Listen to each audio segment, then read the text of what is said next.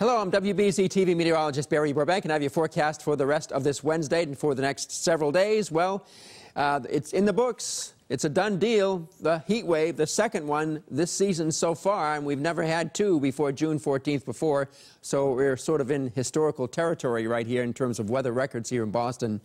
So we just completed it yesterday with a third day in a row to make it an official heat wave. Sunday was 92. Monday 95, and Tuesday 95. So many other places, of course, qualified for a heat wave as well. And even down on Cape Cod, a couple of those days, it was close to 90. That's crazy hot for them. And that, of course, follows the first heat wave, and that was the second earliest heat wave on record. That was on May 17th and 19th with 92, 95, and 90.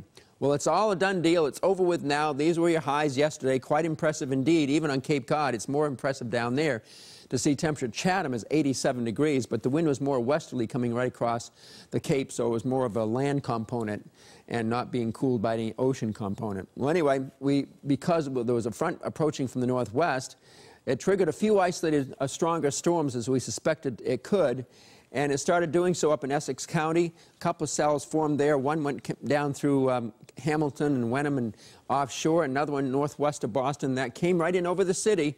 Look what happened. It kind of exploded over the city, so areas right around the immediate Boston vicinity area got clogged by some downpours and also some nasty lightning and some gusts of wind which were damaging. And that went down in the South Shore communities, produced hail in some spots. Quincy, for example, went down farther to the south along the South Shore communities, went in parts of Plymouth County. Some extra cells formed there. Elsewhere, there were a few scattered showers and thunderstorms, but nothing that amounted to anything there other than right around Boston. Here's an example of some of the wind damage. A big tree down here near I-93 South in Medford. This picture from Michael, and we saw many other pictures as well.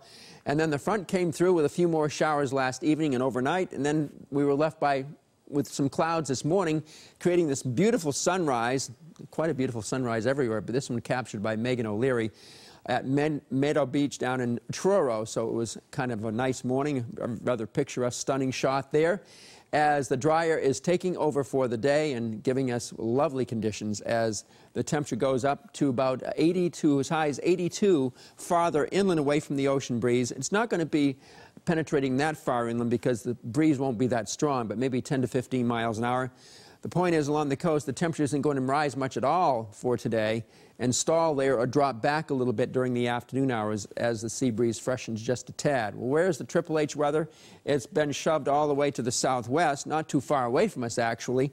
And a lot of these places will never see much relief for the rest of the summer because they just don't get cold fronts to give them relief like we can here in New England. The Pacific Northwest will be on the cool side.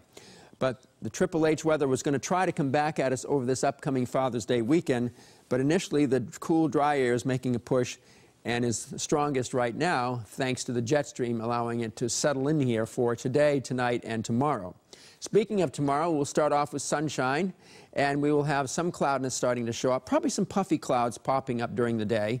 But a lot of the heavier cloudiness to the west will be in New York State. It'll start to advance eastward, and we'll get into our area by Friday morning, except maybe still a little sun southeastern mass. There'll be a band of rain here which will slowly shift eastward, but end up in the I-95 corridor and westward during Friday afternoon. So Boston may not get much rain, and certainly southeastern mass until Friday night. So if you're going to the beach today, it's going to be just fine with sunshine. Put on the sunscreen, but you're going to find that it's going to be really chilly. If you've been to the beach at all in the last 3 days, it's been so hot. A big difference there, but the water temperatures are staying the same or actually rising with the high tide happening around 3:30 this afternoon. The outlook for Sail Boston with all the tall ships around this weekend. Most showers in Boston shouldn't be arriving till late in the day on Friday or Friday night.